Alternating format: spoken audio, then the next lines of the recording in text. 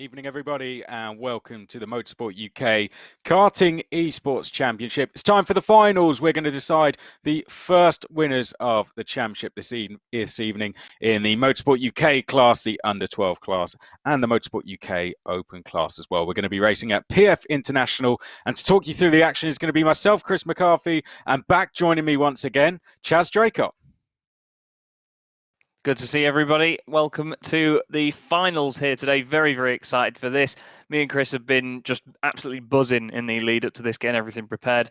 We saw some fantastic racing earlier in the week on Monday and Tuesday, and today is just going to be the pinnacle of that. A lot more on the line, of course, so we can't wait to see when everybody gets this underway, how they're going to approach it. Yeah, of course. Well, the format basically is going to be they're going to have a qualifying session, which is already taking place, and then we will be into a 15-lap race around PF International. So that is it, Chaz. It's essentially a race to the flag and a winner takes all. Yeah, they've got no opportunity to sort of hold back and think, oh, I've got another race to get through yet, or, oh, I could gain a place by doing this. They literally have to just go for it tonight. It's all or nothing. You either win it or you don't. It's as simple as that, as is the harsh reality of karting a lot of the time. It's a very cutthroat way of getting into motorsport. And tonight, these guys have really got to put that against the line and really, really go for it. I can't wait to see how much pressure is put on these guys because, if you're in a race like that and it doesn't go too well at the start, you might see people driving a bit angry, driving a bit over aggressively compared to how they usually would. And it's going to be exciting to see if anyone does come through the order from further down to take any wins or whether we see any runaway winners that really deserve it. Well, as you can see to the right-hand side of your screen, we are going to have a repechage race as well in the under. That's the wrong way, Chaz. It's the other way. It's going to be in the under. In the under 12 category. So essentially. What has happened so far? Let's talk you through what's happened. So last week, we began the competition with the hot lap stage, which was essentially where you could log on and set as many laps as possible within a certain time zone during each day. That ran from Monday to Thursday. That took place at Buckmore Park with all three classes open to entry. You have to have a Motorsport UK license to enter the Motorsport UK class and be ages 12 and over. For the under 12 category, you also have to have a Motorsport UK license, and the open category, open to all around the world, you have to be 12 and over though. So 4 days of hot laps saw over 300 drivers take part. That then got narrowed down to 160 who made it through to the semi-final. We had 60 drivers get through in both the Motorsport UK and the Open class, and 40 go through in the Cadet class. Now, on Monday, we had the semi-finals for the Motorsport UK and under 12 category. That saw 20 drivers qualify through to the finals today. However, the under 12 category was our first race on Monday, and there was a couple of problems with some drivers. So we have decided to give the non-qualifiers in the under 12 category one more chance to try and get through. We do already have 20 drivers that have qualified through in the under 12 category, but 2 more will go through in this repechage race. We're expecting 18 drivers in it. The top 2 at the end of the race are going to join the back of the grid then for the under 12 final. So they will start 21st and 22nd.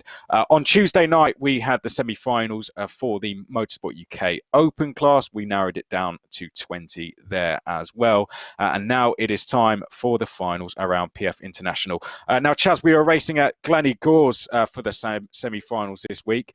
PF International this week. It's going to make it a little bit different, isn't it? Yeah, we saw it was very, very windy and very tight. There was almost only one line around GYG.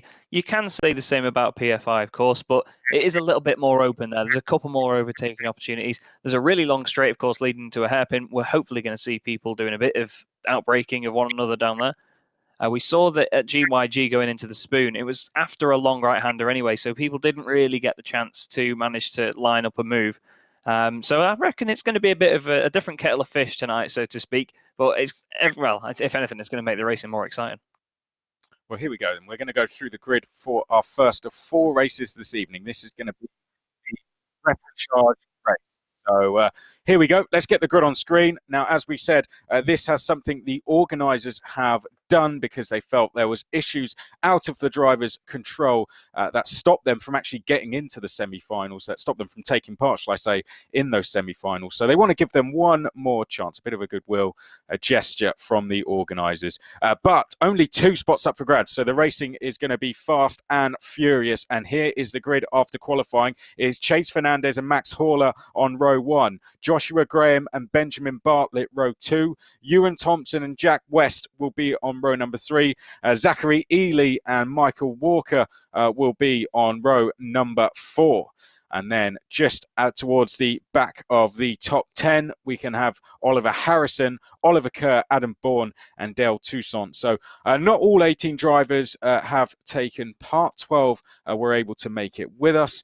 2 will go through, though. So that is the grid, Chaz. We have to say, for those who don't know, the under-12s are in the rental karts. The other 2 classes are in the senior X30 karts. So rental karts around PF International, long straights. I think we're going to see some close racing. Oh, definitely. And even in these rental karts as well, you see some good slipstreaming coming into action. So it's going to be exciting to see if anybody takes advantage of that, so to speak.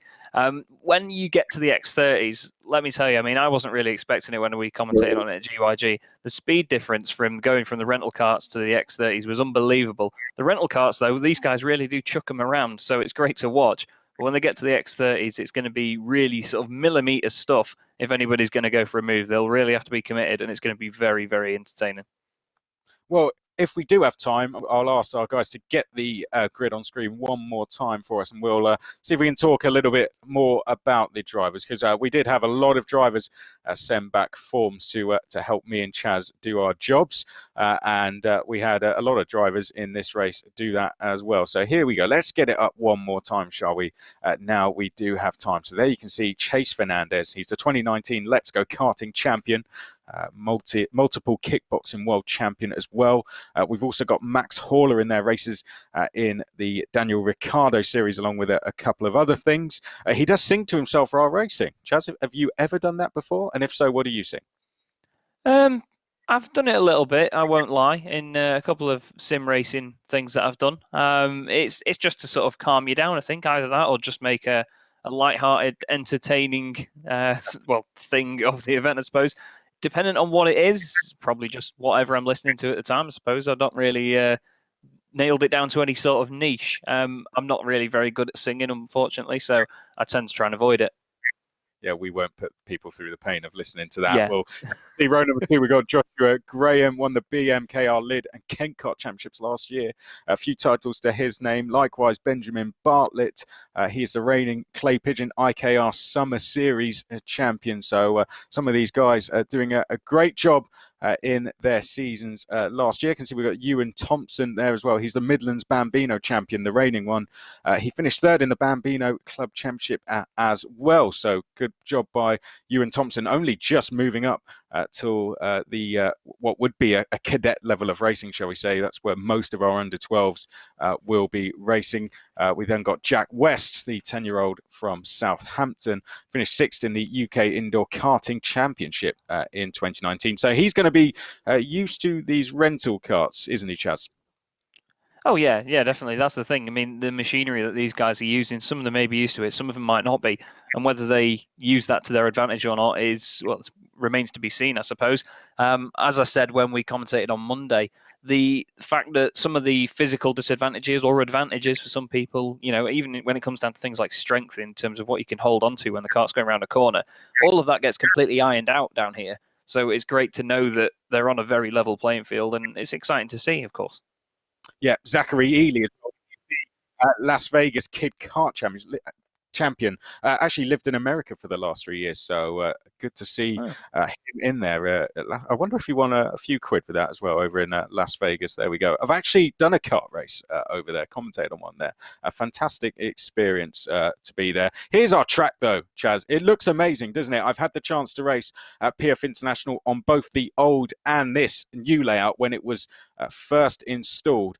A fantastic circuit, very physically demanding, believe it or not, particularly if you look now down the lower half of your screen. That second part of the circuit, very physically demanding at times. But Yeah, a quick circuit, isn't it, Chaz? You look at it, it's got a lot of long straights, a lot of overtaking zones in this as well. So I'd say that is where we should see the really close racing, particularly to the right of your screen when they come off that Litchfield Bridge and head down to the first hairpin on the first and even last lap.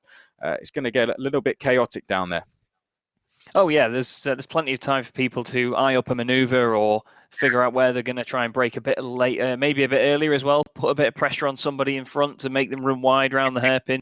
Maybe try and get them to chuck it in too hard, and you never know what can happen down there. But it does seem like a physically demanding one. I mean, I've raced myself at Buckmore. I say raced, I drove around it for a few hours to do some videoing, but I can tell you that it's a lot more physically demanding than you expect it to be. I was in pieces by the end of the day, and looking at PFI and how quick so many of these sections are, it really would be a demanding one in real life. So I don't think I'm going to be giving it a go anytime soon, although I'd really, really like to. But I think I'll probably stick to KartSim for now because it seems a lot safer for me, and that's obviously why these guys enjoy it so much, I suppose. Well, people are probably sitting there going, that isn't physically demanding. It is for someone like me and Chaz, basically, who don't really get out of the car very often. I jumped in on this. I've mentioned it loads of times. I'm going to show off and say it again. With Ben Barnicoat, had a day with him there a few years back. And I was done half the day. I said, I can't do any more laps. Like that's enough for me. But it's a fantastic circuit. Holds the British Kart Grand Prix every year. Has done for a number of years now. And I think it's the perfect place for us to end this Easter series. It's where people are used to going for that Kart Masters event, where it's a winner-takes-all event. And it's going to be similar here in the Motorsport UK Karting Esports Championship. So, Chaz, I'm going to get your final thoughts on this Repechage race. Of course, this isn't the final race. Unfortunately, of course, some of these drivers are in this race because they weren't quite able to take part in their semi-final. But I mentioned it with Andrew yesterday. I think this is for the best because this is going to, certainly for a neutral anyway, because it's going to provide a fantastic race. 12 drivers on the grid, 2 spaces up for grabs, and you've got to get up there. If you're starting towards the back of the grid, you've got to make places very quickly. Yeah, definitely. And it's nice to be able to give these guys the extra chance to get in. I mean, at the end of the day, we all have technical issues from time to time, especially with you with headsets, but we won't get into that. There's a lot of different technical challenges when you're not used to getting into these sort of sims. And I think it's a really nice gesture to give these guys a chance. At the end of the day, they've put the effort in to qualify, and they've done an amazing job in getting to that qualification, as we are actually lining up ready on the grid now to get things underway. To the left of the screen is Chase Fernandez. To the right is Matt Haller. They hold the 2 places that will take them through to the final at the moment, but there's 10 drivers lining up behind them, about 1 to 6 votes off them. Chaz, I'll let you talk through the start. Yep, well, Chase Fernandez, like you say, in the number 1 car on the left-hand side. You can hear the revs rising, they're just holding them on the brakes. Ready to get the first race of the night underway. Looks like somebody's crept forward a little bit from their positions further back. You can hear the klaxons ready to go. And the first race of the evening is underway. Looks like a good start from the front row. Ewan Thompson didn't quite get away very well. Ben Bartlett is into 4th position already. There's a couple side-by-side in the midfield as well. Into 5th position there is Jack West, side-by-side with Ewan Thompson. Chase Fernandez leads them down the inside. Into 3rd goes Ben Bartlett now. He's had a fantastic start as they go up the hill. They've gone under the bridge. The top 2 looking to break away. They're 3 wide behind. Michael Walker involved in there as well, with Oliver Kerr just behind. Ewan Thompson is down to 7th place. He's had a bit of an up and down start, but as they slipstream themselves down the straight towards the hairpin, then that is Joshua Graham looking down the inside of Ben Bartlett. He had a bit of an incident at GYG, if I remember correctly, and he's just managed to muscle his way through now into 3rd, holding what would be the inside line, making sure that Benjamin cannot come back at him. But it's quite spread out already, really, between the top 5 and the top 2. Fernandez and Haller potentially working together here to get away, Chris. Yeah, I think that's been the intentions from particularly Max Haller in the second, decided not to go for a move. Very good move, I have to say, from Joshua Graham to get that done on the first lap. Now he needs to try and focus on 2 ahead. And there's a bit of a wobble there. There was a bit of a wobble there from Josh Graham. He ran wide, hit the wall, and it upset the car. And now Ben Bartlett's going to be right up his exhaust. Apologies for the technical difficulty as well, as the top 2 break away here. And I think, they are going to be working together. Max is not going to really try anything yet. At the end of the day, he knows he's got a qualifying place as things stand to get into the final. So there's no reason for him to push, cause an issue, and make the pair of them battle. It's really mature driving by him at the moment. Ben Bartlett still 3rd, Josh Graham 4th. And then in Jack West, Jack West is in 5th with Zachary Eli behind. But look at the gap already here, Chris. It's spread out quite a lot. And a bit of a mistake there by Max Horler, which gives Chase Fernandez a bit of breathing room to hold on to that lead. Benjamin Bartlett's been involved in an incident, of course. He's been turned round on the exit of the first hairpin. I say turned round, I'm not too sure exactly what happened, but he has come down the order and he was facing the wrong way, unfortunately. Here we look at the Graham in 4th place, exactly easy behind, trying to take him down. We're really struggling to hear you, Chris. Sorry, buddy. It's gone a bit muffled, mate. But as he was saying, though, Ben Bartlett is in 8th position at the moment. He's really dropped down the order now after that. Whether he did that on his own or whether he got any help was the subject to a review later on, I suppose. But Dale Toussaint up to 7th place now. Michael Walker still down in 9th after all the bunching at the start. Once they got under the bridge and they went through the sort of triple left-hander, it really did hold them up quite a lot. So it's given the guys further up a chance to break away. Jack West is 2.8 seconds off the lead, which doesn't sound like too much at the moment, but when you see the gap visually, you can see it there at the top of your screen. Fernandez and Horler doing everything they need to do as things stand. Of course, only lap 3 of 15 here, quite a long lap at PFI compared to GYG, where we had the semi-finals. Duncan Horler is saying in the chat he can't believe it, he's nervous. He's nervous for Max to be in 2nd place at the moment with a chance to get through here. He's just going to make sure that he keeps it on the circuit and does not bottle it, because we all know in sim racing, as easy as it is in real life motorsport as well, the bottle is always a possibility. A bit closer there further down the order between Zachary Eli and Ewan Thompson for 5th and 6th place. Here is Ewan now, just going into the final sector, rides the curb a bit, gets quite a big bump off that, and just behind is Dale Toussaint as well, doing everything he can do as they go on to the straight once more. Ewan Thompson there in the number 7 kart, just behind in the number 1 is Dale Toussaint. Well, this is a great race for these boys at the moment. Of course, they don't want to be battling too hard though, because they don't want to lose time or position to anybody around them. You have to really think and work together here, and that's what we've seen from Fernandez and Horler. Really driving maturely at the moment. A great run from the bridge there by Dale Toussaint. We go on board with him now. Just in front of us there is 6th place Ewan Thompson. Just onto the brakes, he gives him a bit of a love tap there as they go in. Doesn't turn him around completely, you can see him soaring at the wheel all over the place, trying to just keep the momentum as best they can, and that's of course one of the key factors in karting, is to keep the momentum. Even if the thing is sideways, you want to try and chuck it into a corner and make sure that you keep your corner speed up and manage the throttle. Oh, as Dale Toussaint goes through, Thompson just seemed to go over to the left way too much. Whether that was a result of the contact or whether he just lost it on his own over the curb slightly, I'm not quite sure there, but it certainly dropped him down quite a bit from those guys. Now Dale Toussaint on the back of Zachary Eli, as Josh Graham seemingly has either come into the pits, or he's got some sort, I think it might just be because he's run wide actually on the exit there. Oh no, he has dropped down the order. He's gone right down to 8th position as Josh Graham. He's had a real issue, and that means that Dale Toussaint now to 5th with Zachary Eli in 4th. So it's getting closer and closer between these guys, but a lot of the field, there's a car off there in the background on the grass, and he's around. Luckily, doesn't get caught by anybody, and it's Zachary Eli. Just as I mention him, he goes and bins it, puts it on the grass, and he's around and down in 7th place. And surely, even though we're only a third of the way through the race, there's just no chance for him to come back from that now. But Chase Fernandez has now got a 1.5 second lead at the front of the field over Max Horler. You can see them bunching up a little bit in the background there. That was Oliver Kerr, Joshua Graham and Adam Bourne, all really getting feisty for 8th, 9th and 10th position. But unfortunately for them, it's not really going to count for much at the moment.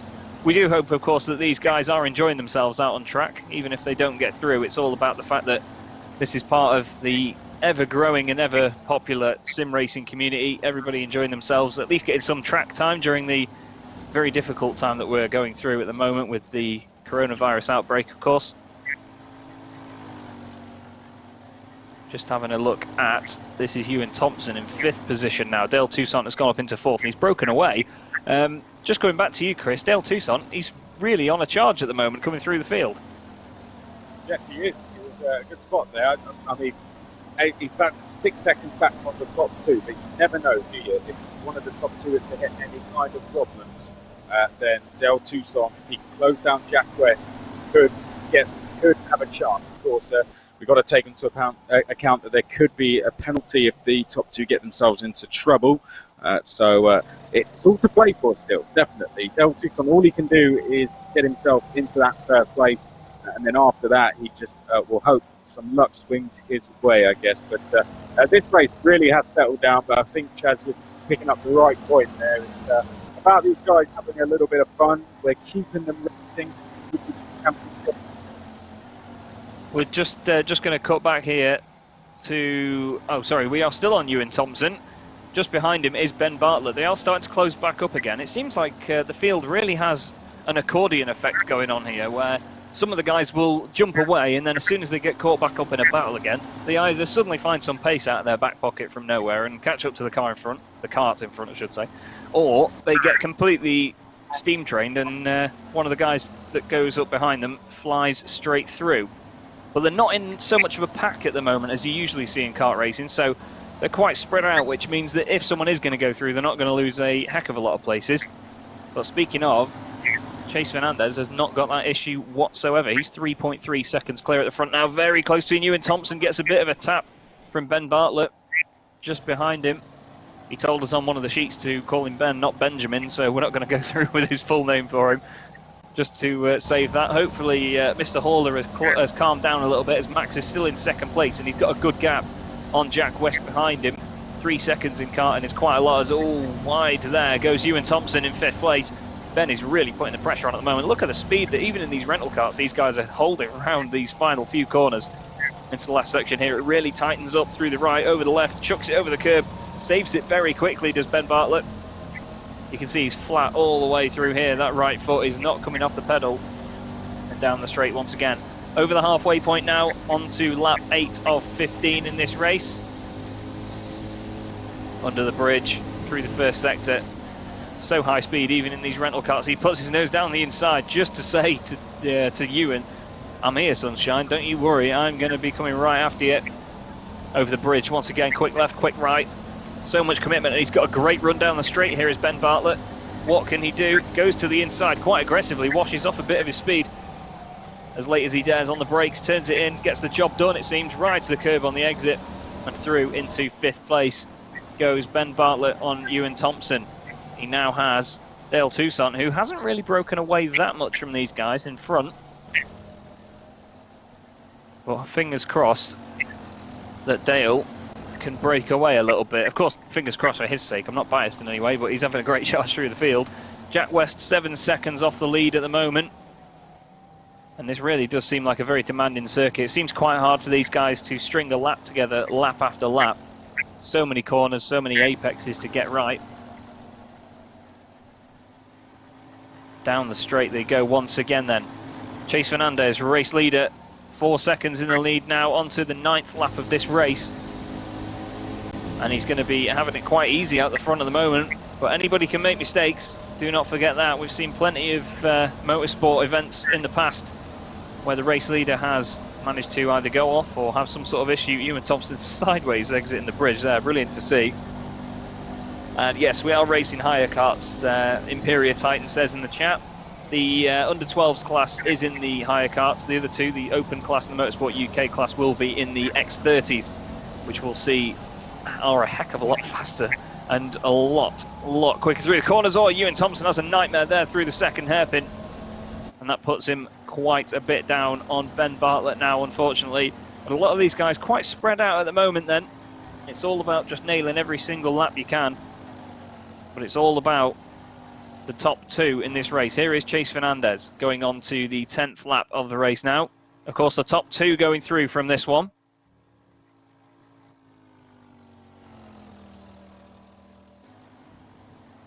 He's going to just be thinking, where is Max Haller, and am I still getting away from him?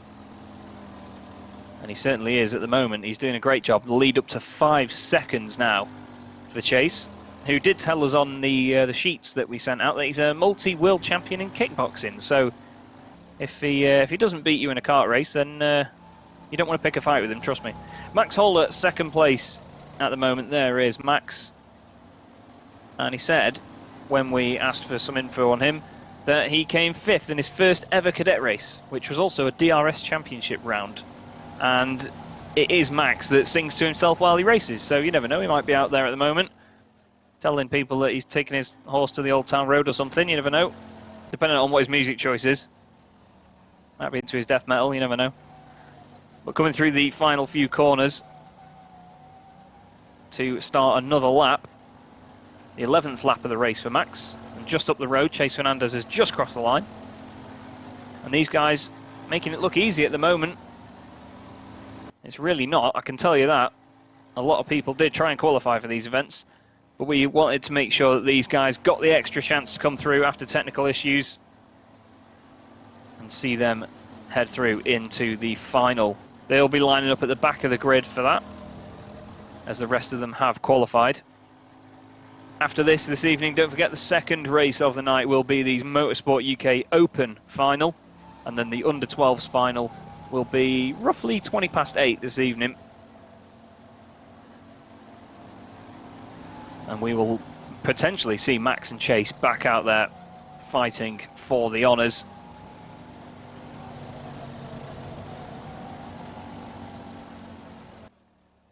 And Imperial Titan has said death metal while racing hire carts. I'm going to try that next time.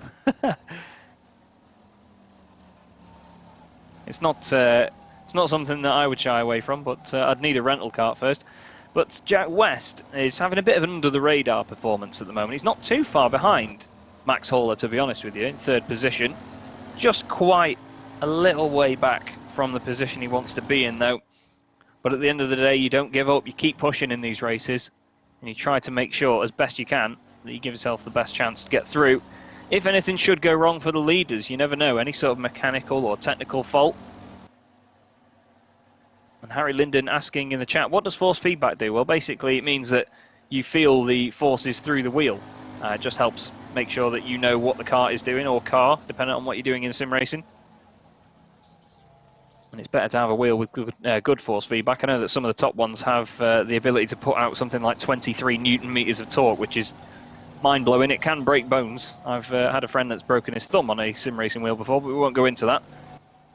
Hopefully none of these guys will, because they're only the under-12 class, so we don't want to be injuring anybody, especially the younger of the generations. Ben Bartlett, 4th at the moment, with Dale Tucson in 5th. Those guys only second and a bit apart. Probably two of the closest on track. It looks like Jack West here is actually starting to reel in Max Hauler lap by lap, but he's only got a couple to go. Sorry, Chase Fernandez going on to the 13th lap of this 15-lap race, and Max Hauler is now 7.7 seconds back. So he's certainly doing the right job at the moment. Here's Chase Fernandez. I don't quite think I thought this was going to be such a walkover by him, to be honest. We were expecting Max to really push him to the line, but he's just broken away. The gap now about 1.4 seconds between these two. Jack West in 3rd. There is Dale Tucson in 5th. Really sending it sideways on the exit of the bridge.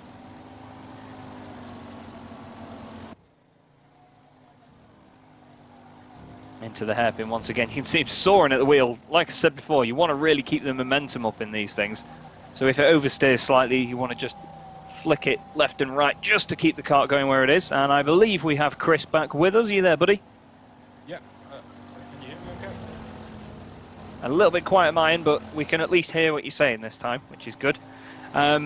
Just coming into the last couple of laps now, mate, in this one, and Chase Fernandez has really broken away here. He's got an 8.4 second lead, with Jack West only a second and a bit behind Max, so he's doing an absolutely belting job, to be honest. Yes, that's what you got to do in one of these races. It doesn't matter whether you're first or second. They're going to start alongside each other on the back row of the grid are Chase and Max, if they are the two to proceed through. And it's just about getting through, no matter how you do it. Of course, doing it in this fashion is always a little bit better, isn't it? It makes those last couple of laps a little less nerve-wracking, particularly, I'm sure, for Chase's family around him, who are probably a few feet away from him, watching him.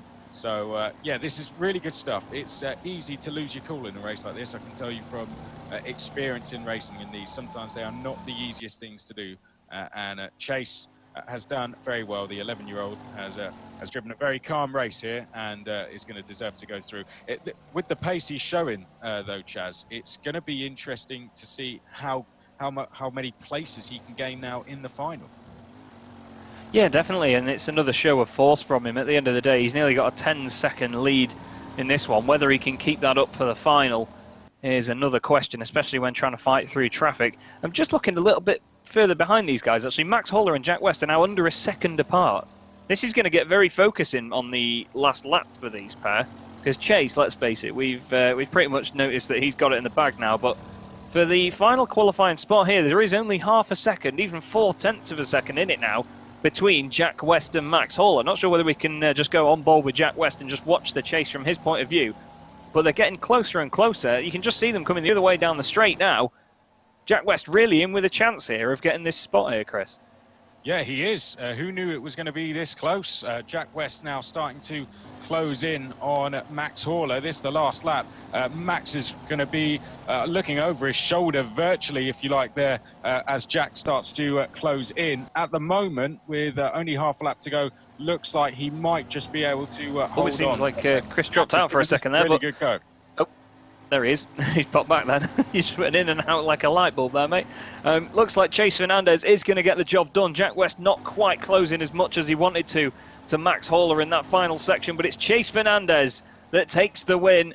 10 seconds back. What a performance that was by Chase. Well, Max Holler is going to be the second of the under-12s to go through into the final tonight. He will be back on the grid at around 8:20. Jack West finishing third. Great chase at the end there. Very well done. Ben Bartlett finishing fourth. Dale Tucson across the line in fifth. Just behind him, another 5 seconds back, is Ewan Thompson and Joshua Graham finishing in seventh. We then have Zachary Eli and Oliver Kerr just behind him there in ninth place, and Adam Bourne rounding out the top 10. Behind them is Michael Walker, and last but not least is Oliver Harrison in 12th position. And a great first race to start off our evening there, Chris. Plenty of action early on with the battles. And it just showed as well, even if these guys do space out, they can gain time on each other very quickly once again to try and take that place. But we have our finalists then that have gone through. And we've just been asked in the chat, what time is the Senior X30 race? The Motorsport UK Open Grid is the next race on the programme tonight, so do not miss it. Once we get into these X30s, you'll see just the jump up in pace that I was very taken back by at GYG. It's absolutely mental, but a brilliant first race there, Chris. A lot going on, and of course, two deserving finalists. I think so. Yeah, definitely. They've got that racing experience under their belts now, which the others that they're going to be racing against aren't going to have. That's sometimes a bonus that comes with a repechage. If you have to use a set of tyres in the process, then sometimes it isn't. But this is virtual racing. This is sim racing. That's not the case. So they've had that little bit of practice. Sometimes a first race can be a bit nervy. You only get one chance in this. They've had one chance to just bed themselves in, Chaz, which I'm sure, as you know from your esports experience, that is always very helpful to just have that opportunity just to get rid of those nerves, and now they can go out a lot more settled. Chase Fernandez has had a win. Let's not forget that. It may be in the repechage race, but he got a win under his belt. He's going to be carrying now more confidence going into the final. Oh yeah, it's very important indeed. At the end of the day, you've got to remember that even though they're not physically on the same track together, they are virtually, and there's still people behind the wheels of these things. So there is still real emotion going on there and real thought processes behind everything that you do. So it's great to see that Chase has done such a good job there, and fingers crossed, like you say, he can carry it into the final. So we've got that, like I say, coming up at 8:20. We've got the Motorsport UK Open class coming up behind this one. And then the final race of the night will be the Motorsport UK class final as well. We are just going to quickly take a break here, but we'll be back with you in literally a moment's time, probably a minute or so, and we'll get the next race underway in just a sec.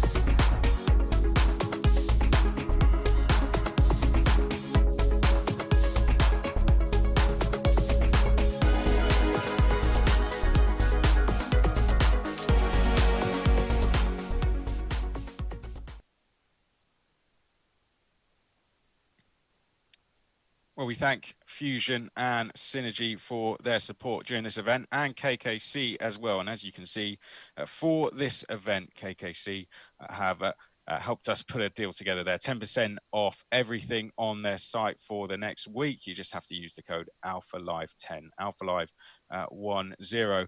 I hope I'm back with you for the duration now, Jazz. Has anyone ever called you that before? Yeah, there we go.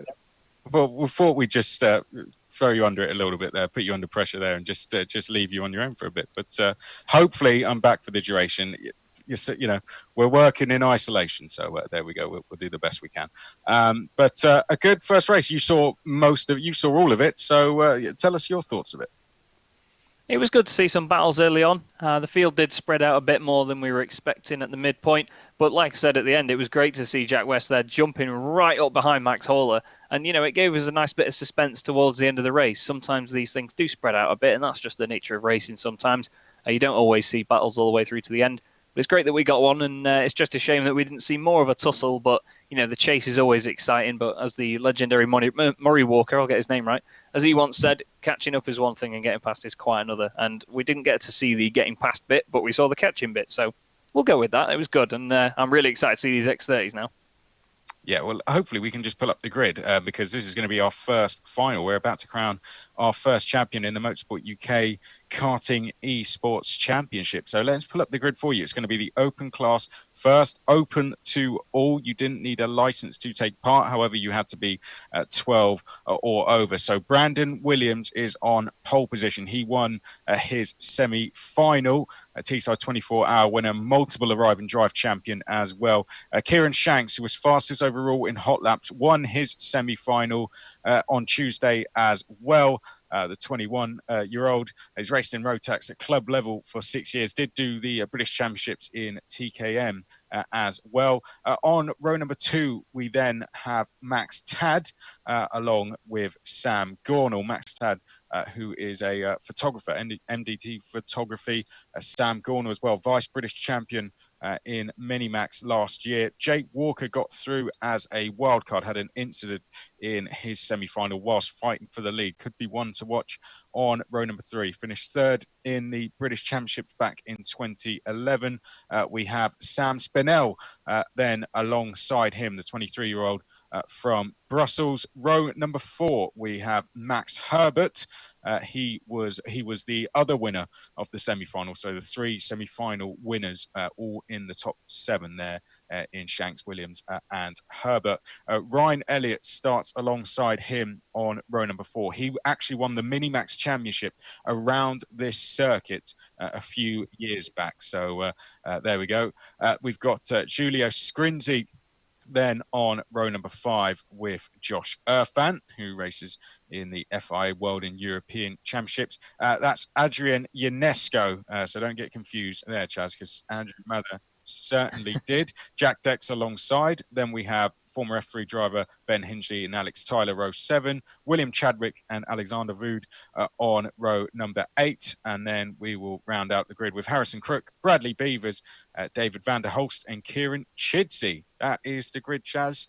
Some big names up there. We've got our semi-final winners all within the first 4 rows. It's a tough one to call this. Yeah, definitely. Some really, really good names in there. Ryan Elliott as well. I know that he's a very, very talented lad when it comes to the R-Factor platform that KartSim is using as well tonight. He is a really, really good racer. Max Tad, another good one as well, starting 3rd on the grid.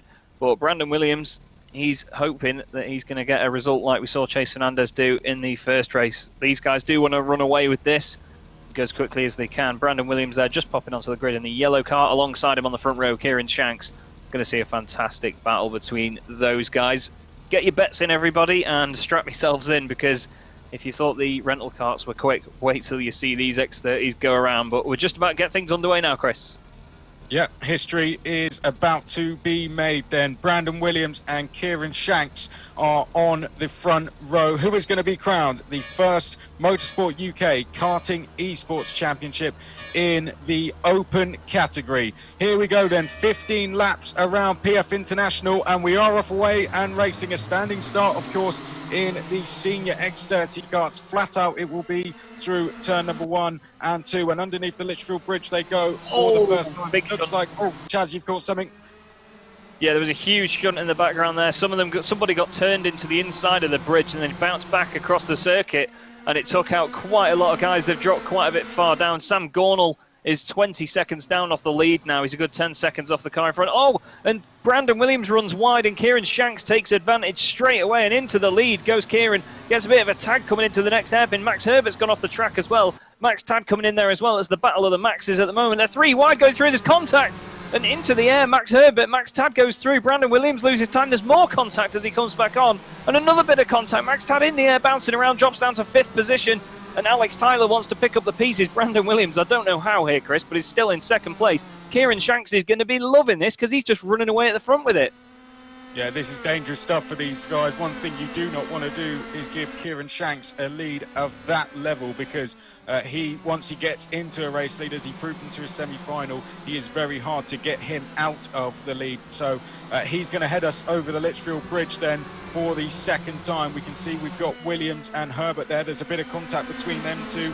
They've been having contact 1 or 2 times now already in this race. As you can see, it's all kicking off once again there, Chaz. 3 wide, almost 4 wide now, coming into the 2nd hairpin. Max Tad trying to go down the inside. You can see Brandon Williams back into 2nd once again. We've got Herbert up there as well. Ryan Elliott now coming into play as well. Oh, and someone's gone down. That's Max Herbert, unfortunately.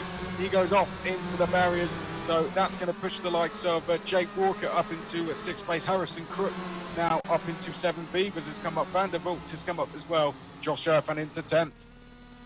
That's a real shame, that is, for Max Herbert, because he was from 7th to 3rd, and Ryan Elliott went from 8th to 4th. There's a kart sat in the middle of the grid back on the straight. I think somebody just went around that, either that or went into the back of it. Really not sure what happened there. Jake Walker's gone flying down the order, but there was a kart sat in the middle of the track. I'm really not sure why it was there. But Kieran Shanks is really going to be pleased with this. He's got a 3-second lead over Brandon Williams. Ryan Elliott, what a drive so far, 8th to 3rd. I said just as they were getting onto the grid that boy is quick. And we look at him now, he is really flying. He's a multiple champion when it comes to events on the R-Factor simulator. So he's very good indeed. He knows the platform like the back of his hand. So I don't know what sort of experience he has on KartSim, but he certainly is doing a cracking job at the moment. He's got Alex Tyler behind him. Harrison Crook is up to 5th place. Max Tad is still in there somewhere in 6th, but a little bit further back than before. Ben Hingley rounding out the top 10 at the moment with Julio Scrinzi behind. But Kieran Shanks, 3-second lead. What a great start he's had so far as we come on to lap 4 out of 15. Yeah, this is going to be, it's really hard now to see Kieran Shanks being caught, isn't it? I know we've still got a way to go in this race. By the way, we are at 8 o'clock now, I believe, and we know what happens at 8 o'clock. Every single Thursday, we thank the NHS workers for all the work that they are doing. I can just hear people actually clapping outside now, Chess, so I suggest we do join in for just a second time. Yes, I suggest everyone, wherever you're watching from, to please join in. We thank the NHS workers for putting their lives on the line to save others. And as we said there, do stay home, guys. Make sure you stay home, stay safe. And in doing so, you will also save lives as well. But thank you to all the NHS workers, to all the key workers for everything they do, going to work every single day and putting their lives on the line to help others during what is an incredibly difficult time. Yes, definitely. Well said, Chris. Well said indeed. Thank you, everybody that does put in their time to save lives and do everything that they can in this very challenging time.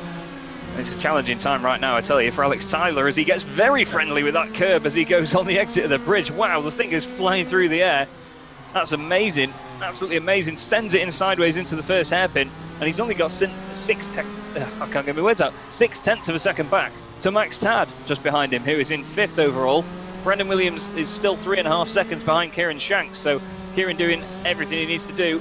Really attacking the curbs here, though, Chris. They're doing a great job at saving it. I don't think I'd quite be able to do the same, do you? No, definitely not. I think a little bit too aggressive in places, and I think that's what we saw on the opening lap. People have been racing this like it is a winner-takes-all scenario. They've been seeing their opportunities early in the race. Some perhaps impatient moves out there, if I dare say. And one man who has benefited from all of that is the man we see on screen now. That is Kieran Shanks, who has absolutely ran away with this one so far. Over 4 seconds in the lead now of Brandon Williams. For us neutrals, this isn't really what we want to see. I don't say in that respect of Kieran Shanks in the lead, but we want to see a battle for the lead. Unfortunately, Shanks is going to prevent that from happening at the moment. But let's go with a battle that is happening, and that is Max Tad versus Alex Tyler for 4th place. Taddy, as he likes to be called, coming down towards Bobby Game Corner now. We ride on board with him. He finished 2nd in his semi-final. Actually had a really good performance earlier in the week. So let's see if he can get himself onto the podium in the final, as Alex Tyler flirting with disaster. Likewise, Tad there, Chaz. Yeah, it's really pushing towards the halfway point of this race. Then you can tell there's no rest for these guys at all. Well, Alex Tyler really having to have his wits about him now. You can see that the pressure potentially mounting a little bit, you know. These guys do have access to know when there's a kart right behind them as well on circuit, which is the wonderful part of the sim racing world. And look at Max Tad though, he just looks so reserved through there. And it just means that he's getting a smooth line on the exit, good power out of the corner, and he's just visually closing to the back of him now. So Max Tad is going to be doing everything in his power, but it's very easy when you start closing up on somebody in front to just push it a little bit too hard, make a silly mistake, and not, especially when you're playing it cool. Well, I say that though, and he's just gone flying down the inside. Oh, Alex Tyler just taps the back of him and it unsettles his car. Oh, Max has gone in the wall though. Oh, literally one way then the other. I think Max might have been cleaned up by one of the guys behind as well. Harrison Crook's gone past him. Josh Irfan is just with him. Oh, there's contact down the straight. This is Josh Irfan trying to get through, and Max saying absolutely no way, sunshine, into the first sector again. But that's such a shame for Max, because it was a beautiful move. All he did was show his nose, and then all he saw was Alex Tyler jump out of the way. But unfortunately, he overdid it a bit on the exit, put it in the wall. And Alex Tyler, luckily for him, Chris, he managed to get past him without any further incident. It's easily done through there, I have to say, through that left-hander, because you've got to use all the runoff to maximise speed. It's not like there's then a patch of grass before the barriers. The barriers are at the end of the runoff, so if you get it just a little bit wrong there as they come through the Mike Wilson complex, it's yeah, it can end in disaster. It's happened. I've seen it happen many times before, and we see it happening again, sadly, to Max Tad there. But the race goes on, as we say, and we now go back with Josh Irfan. He is currently chasing down Max Tad at the moment. Harrison Crook in 5th, Alex Tyler then in 4th, then it's Ryan Elliott, Brandon Williams and Kieran Shanks. This is the main battle on circuit. Behind this we have Bradley Beavers. Adrian Ionesco is then in 9th place. Jack Dex, who races around here in Senior X30s in the summer when he's not busy running his team.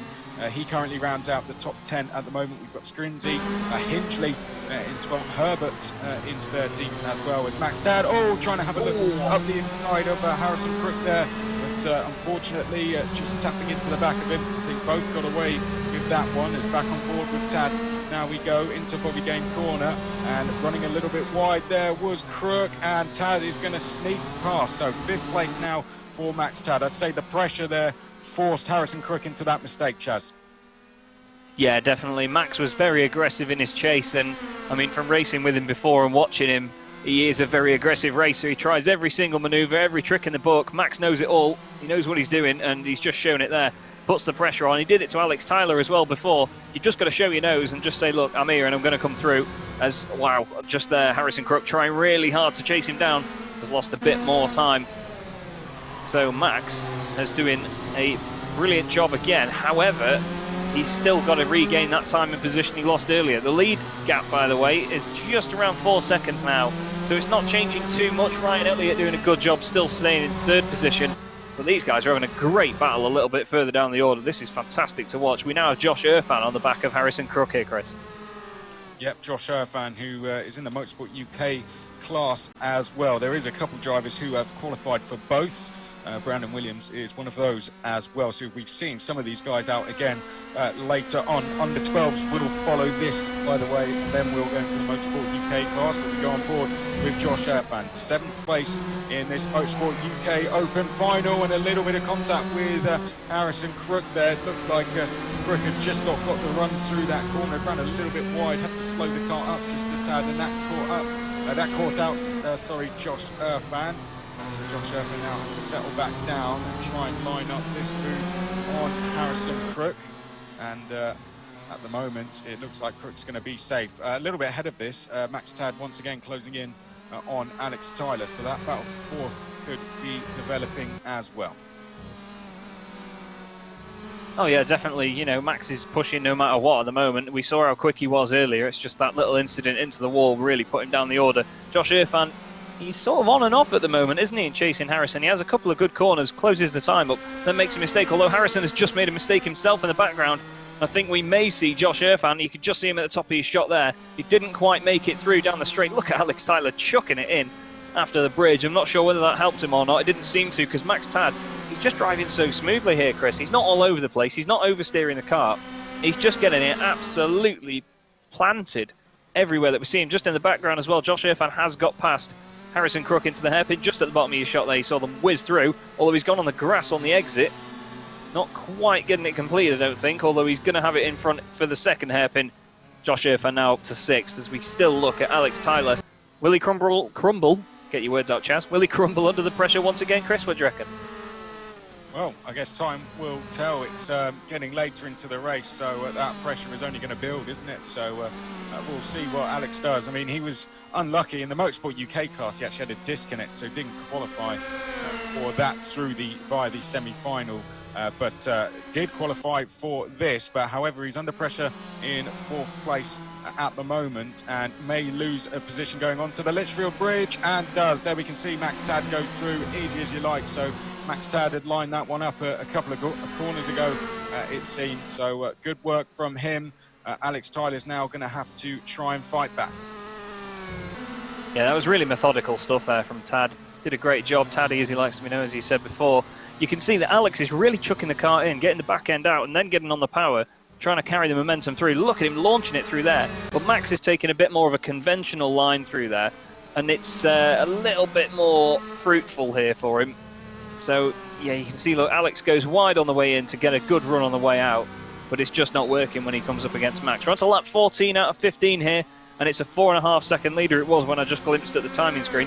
It was 4.5 seconds for Kieran Shanks. Of course, that gap going up and down all the time. Brandon Williams and himself both very, very quick. But it seems that at this point, Chris, it was that first lap and just avoiding all the incidents is what helped Kieran Shanks take the lead and run away with this.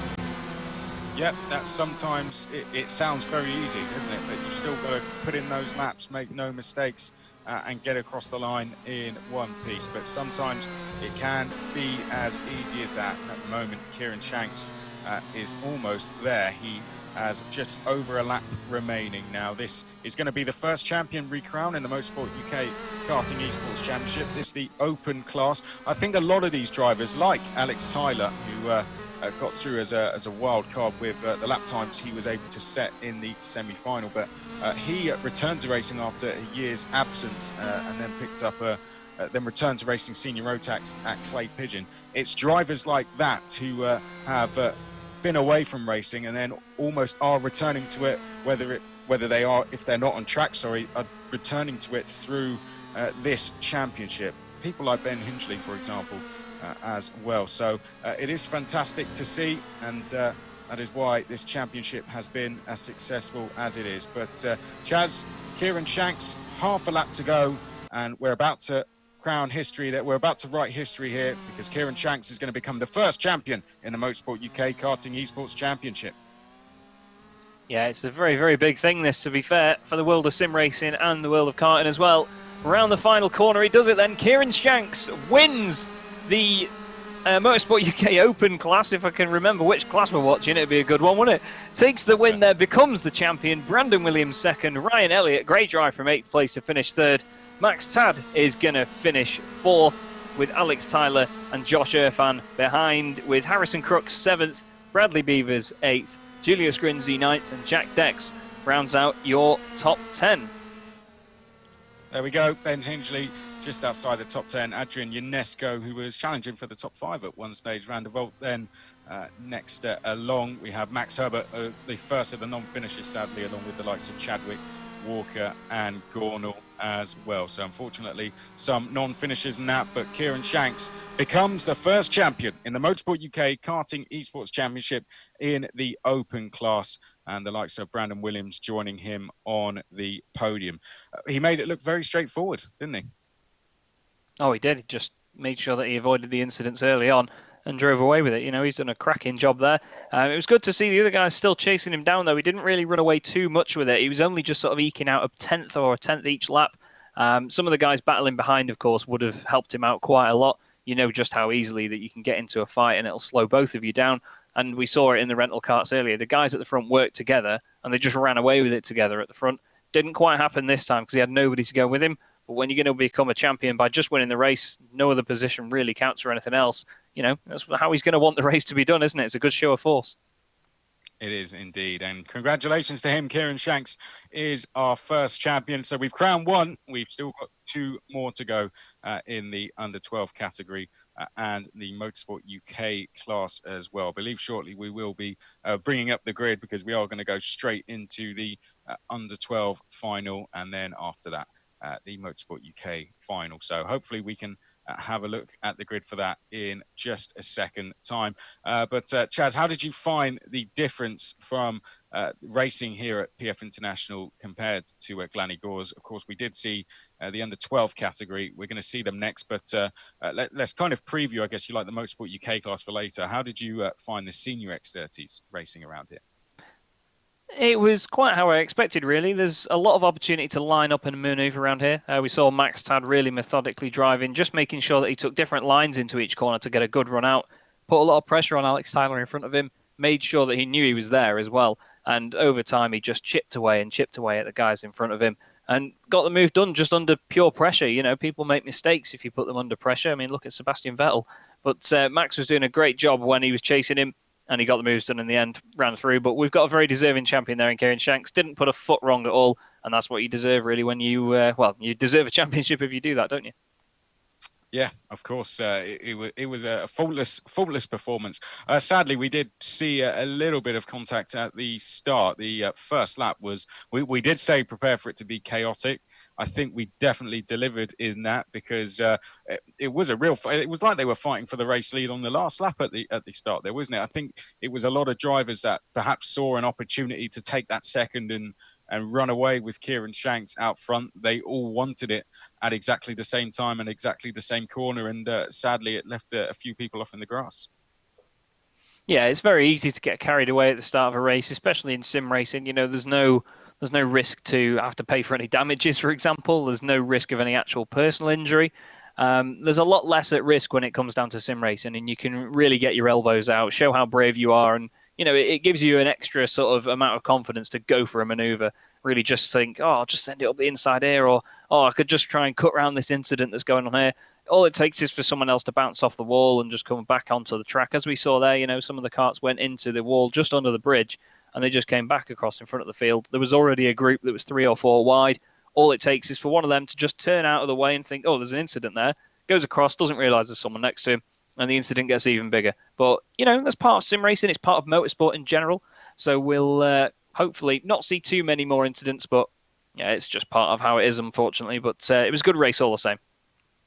It was indeed. Under 12 categories will be next. So we're going to move into the first of our 2 classes this evening, which you have to have a Motorsport UK license to take part in. So it's going to be the under 12 category that is going to be first. And on pole position there, we can see is Henry Jocelyn. He was 3rd in his semi-final. He's actually the TVKC Autumn Cup champion and Winter champion this year as well. So Henry Jocelyn in good form around this circuit. Let's see if he can reflect that now in this final. He has done in qualifying. Let's see if he can carry that on into the final. Nathan Ty will then be next to log. He won one of the semi-finals earlier this week. We then have Eli Baden, who was fourth in his semi-final, races around here on a regular basis. Riley Wright will be on the outside of row number 2. He finished second in his semi-final. Blake Ticehurst, who showed really good pace. He's going to be on row 3 with Daniel Amor. Jacob Ashcroft and David Vishaw will be on row number 4. And then we get through the rest of the grid. Riley Bishop and Owen Neve rounding out the top 10. Hadi Mamasi and Jensen Graham, row 6. Tommy Harfield and Kenzo Craigie, row 7. Ollie Poole and Noah Wolf will be on row number 8. And then rounding out the field, of course, we do have our 2 from the repechage as well. So we have William Humphrey, Archie Heron, Kira Harris, Jake Humphrey, and then we will have our 2 drivers that qualified through via the repechage as well, Chaz. Yeah, it's going to be a very, very packed grid. Can't wait for this one. Really, really looking forward to it. Of course, back into the rental karts again. So a bit more of a sedate pace overall, but that gives these guys a real opportunity to sort of line up a move or think about what they're doing. You know, the X30s are that quick that you really have to react so fast, no matter what's going on, even if it's a good thing or if it's a bad thing. And 1 inch out of place, it just ends in a nightmare a lot of the time. In these rental karts, you get a bit more chance to save it, and hopefully we'll see some more close racing in this one. Yes, hopefully so. Well, we did see Hadi Mamasi as well out there. Hadi Mamasi did very, very well in one of the semi-finals earlier this week. Actually took a win there. The 11-year-old is a Win Series champion at Shennington. So Hadi Mamasi could be one to watch in this. We saw David Vishaw as well finish second in his semi-final on Monday. So that could be another one to watch out for as well. Likewise, Jacob Ashcroft, who finished third in his semi-final. Here's an interesting one for you, Chaz. So Jacob Ashcroft shares his birthday with Prince William. His mum shares hers with the Queen, and his nan shares hers with Prince Charles. There we go. It may as well be the royal family. I couldn't believe it when I saw that. I thought, oh, I mean, it's not racing related, but that's amazing. Oh yeah, I mean, some of the information that we got sent in from some of the drivers, we do have to thank them for some of the humorous responses that we got. We got a heck of a lot of professional answers, many lists of incredible accolades and achievements. Some of the interesting facts about people really got me. I mean, there was a gentleman called Jack Galt, who sent one in, and all he said was, "I really like soup." So there's some good banter coming from the drivers involved. Somewhere we're informative of others. We have Dan Amor as well and Kira Harrison, who both got to stand on the grid at the Silverstone Grand Prix last year. So good stuff. But here we go. The drivers are lining up on the front where we're going to have Henry Jocelyn and Nathan Ty. Jocelyn is to the left of screen. Ty is to the right of screen. It's a pretty big grid, isn't it? 22 of them out there. There can only be one winner. Who is going to join Kieran Shanks as a Motorsport UK Karting Esports champion? Nathan Ty certainly ready for this, already putting inputs on the steering wheel. That's usually a sign that they are raring to get going. Henry Jocelyn on the left, a little bit more calm, just waiting for those lights to come on, and then we will be away for 15 laps of racing. Here we go, lights are starting to come on. I believe we may be missing one person from the grid, but nevertheless, we are away and racing, and it's going to be Henry Jocelyn then to lead us down towards turn number 1 for the first time. Nathan Ty trying to go with him. Eli Baden is side by side there with Riley Wright for third place as they make their way now through the left-hander up towards the Litchfield Bridge for the first time. Henry Jocelyn and Nathan Ty are working together. Oh dear, we have someone off to be Chaz. Yeah, Jensen Graham's been turned around and is dropped down there. Oh, humongous incident with Eli Baden there. Just got caught up in the, it was the left rear corner. Just got caught as they came off the bridge. Really turned him into the grass. There's another car off there as well, dropping places. I think that's Tommy Harfield just going into the first hairpin. He's going to actually gain a position back there by the look of it. But yeah, a couple of guys having an absolute nightmare. This is Jacob Ashcroft in ninth. I think it was him that actually went off there. I do apologise for getting the wrong one. But I saw Tommy Harfield drop down the order as well. I can be forgiven. They all do look identical other than the numbers. But Henry Jocelyn only 1/10 of a second now in front over Nathan Ty. Not even that at points there on the timing screen. Are we going to see another 2 karts run away while the rest of them fight behind here, Chris? Who was that coming back on there? I think that was Blake Ticehurst actually just coming back on after a little bit of an incident in the final sector. Yep, out of the final corner they come then, and across the line to complete the first lap of racing. And Nathan Tye and Henry Jocelyn trying to break away out front, but they are going to have company in Riley Wright and Daniel Amor. Then we've got a gap back to Hadi Mamasi, Riley Bishop and Owen Neve. They are in 4th, 5th and 6th at the moment, but off the bridge we go for the second time of asking now, and it is Nathan Tye leading Henry Jocelyn. They look pretty settled at the moment. Henry Jocelyn not trying to go for any moves into the first hairpin there. So that would appear that Jocelyn's tactic is to be patient with this one. Behind though, Chaz, it looks like the battling is getting very close between the likes of Daniel Amor, Riley Wright and Hadi Mamasi, who splits the pair. Yeah, just as I was looking at Blake Ticehurst before, it actually seems that Nathan Tye got the jump on Henry and took the race lead. So we missed that just at the end of the first lap, but Nathan Tye seeming to try and break away here, only 0.4 of a second in front.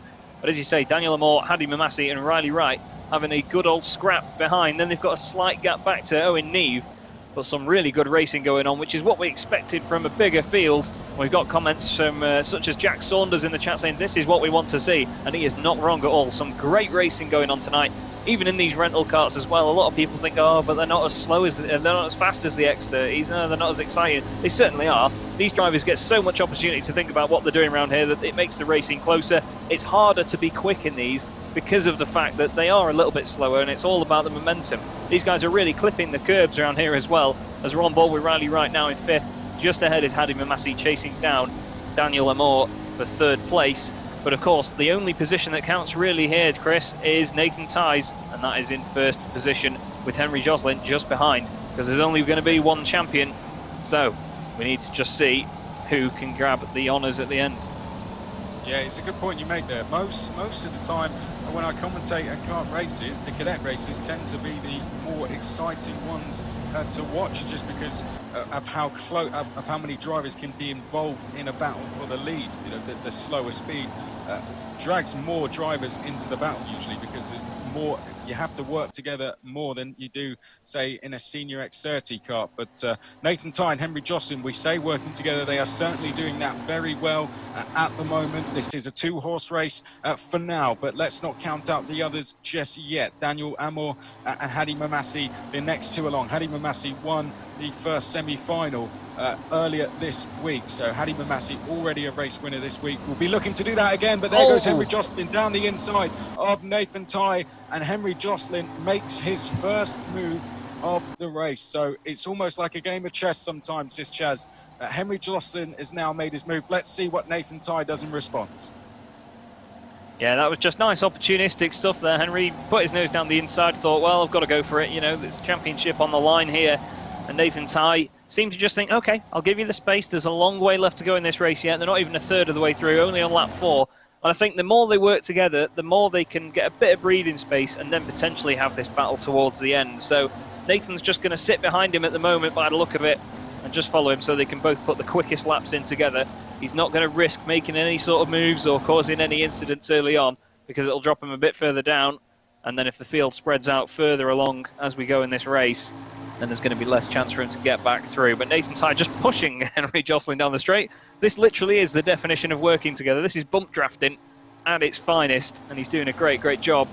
Just actually pushes him a little bit wide there. He just put his nose down the inside. Henry's going to be wise to it. At the end of the day, it was him that pulled the move first.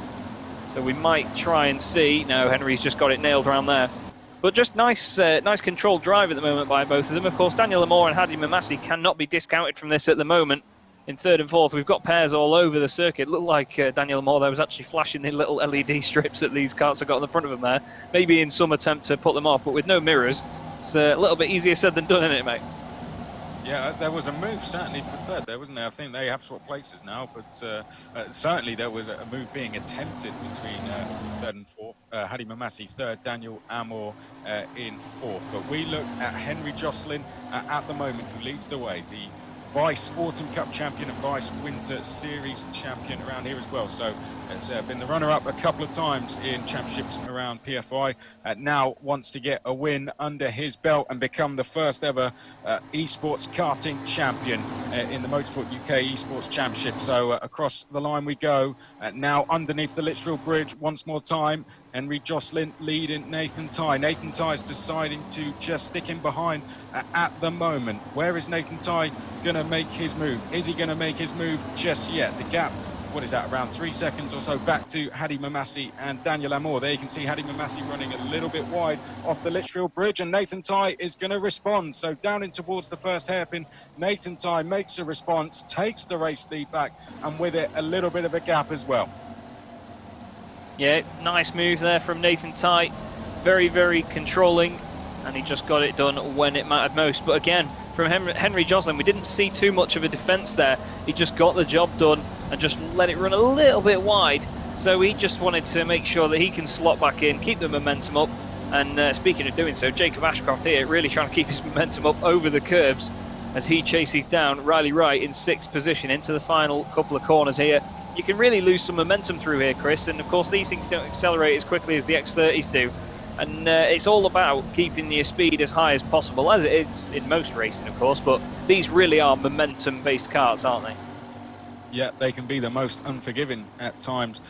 From my experience in driving them anyway, they can be very, very difficult because, as you said, one mistake and you are heavily punished in a rental car. Over the bridge we go. We're now looking at Riley Wright, who currently sits in 6th place. Jacob Ashcroft behind in 7th. Look at Chase Fernandez up into 8th place. What a fantastic effort from Chase Fernandez, who won the repechage race earlier. Ollie Poole is then in 9th, and Tommy Harfield in 10th. I only just spotted that, Chaz, actually. That's a really good drive that so far from Chase Fernandez.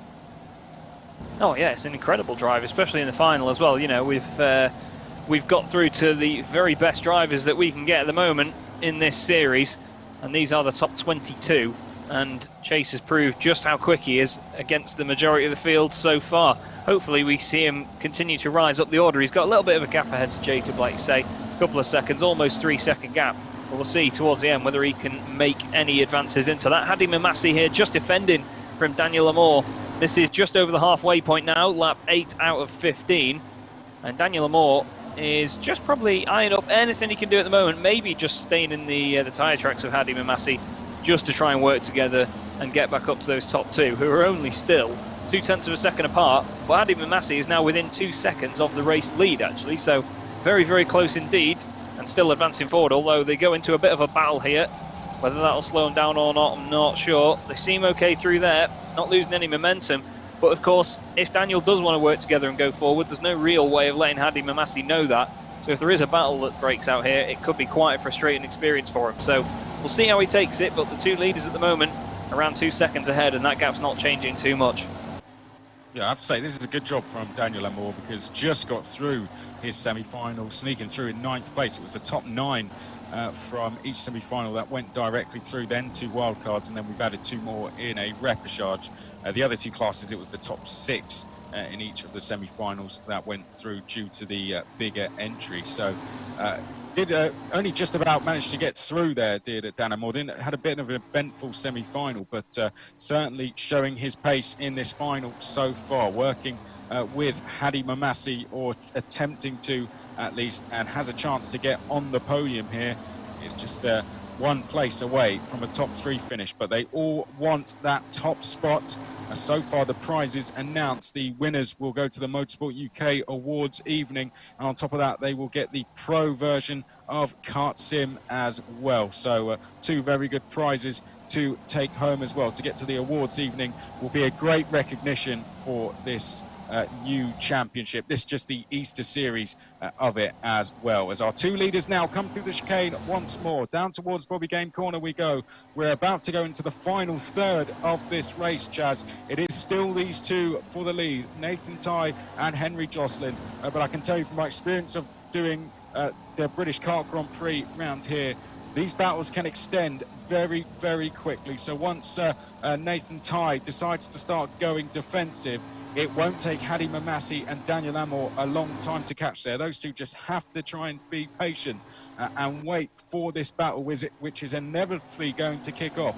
It's just when Henry Jocelyn wants to go for it once again. Yeah, definitely. It's mind games at this point. You've got to just put the pressure on and show the guy in front that you're quicker than him. You don't have to potentially put the move on, because if you stay behind him for longer, you're the one that's the guy putting the pressure on, and you're not the one under pressure. So it's really, really important now that Henry Jocelyn makes all the right moves but doesn't jeopardise anything, because if it comes to the end and the tempers do flare a little bit, there could be a bit of contact, there could be a bit more of a desperate or aggressive move than you'd see that you'd normally see if it was, say, like a semi-final, for example, and a couple of guys go through. But as you said, the top spot is the one that matters at the moment. Jacob Ashcroft and Blake Ticehurst, I believe, or Riley Wright, actually, swapping places in the background. But this is the battle for third and fourth. Daniel Amor chasing down Hadi Mamassi still. They're now 2.3 seconds off the lead, so they're not making any advances at the moment. Another lap in the books here, Chris, and it looks like Henry Jocelyn is just going to be eyeing up his opportunities, maybe planning what he's going to do at the very end. Yeah, this is it. Henry Jocelyn just working out where he is stronger around the circuit, where would be the final opportunity to make his move. Second hairpin is usually the final opportunity. However, moves can still be made into the likes of Bobby Game Corner, perhaps into the chicane as well. And then we've even seen races, of course, in the past change coming on to the final straight and across the line. So this is going to be a real good battle for the lead, I'm sure, between Nathan Tye and Henry Jocelyn, and we're only a few laps away from seeing the checkered flag in the under-12 category. We've got Hadi Mamassi and Daniel Amor in the exact same situation behind. Blake Ticehurst in 5th place at the moment. Riley Wright in 6th. Jacob Ashcroft in 7th. Chase Fernandez, who won the Repechage race earlier, has come all the way from 21st to 8th place at the moment. Ollie Poole is 9th, and then Kira Harris rounding out the top 10 at the moment. We've got Owen Neve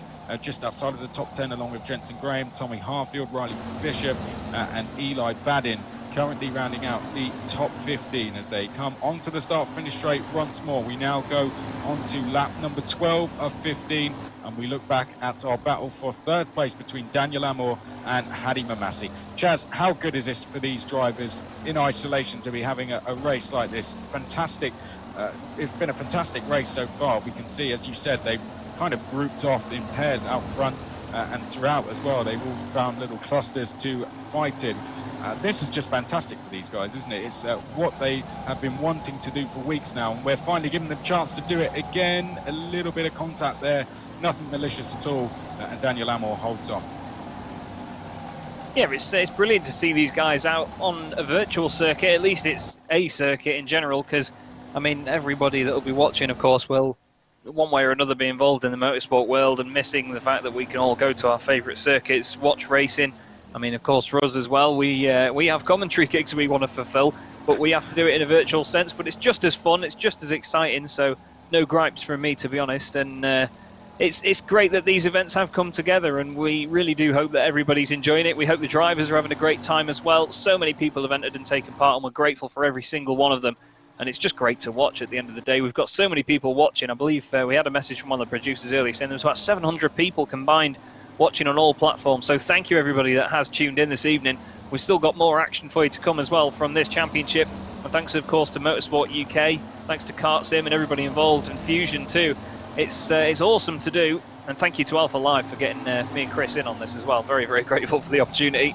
But we've got fantastic racing going on. Daniel Amor, he's really, really trying here to get past Hadi Mamassi now, and despite these pair having a great battle, it's quite a shame, really, Chris, that they are dropping off the cars in front, or the carts in front, I should say. Oh, there we go.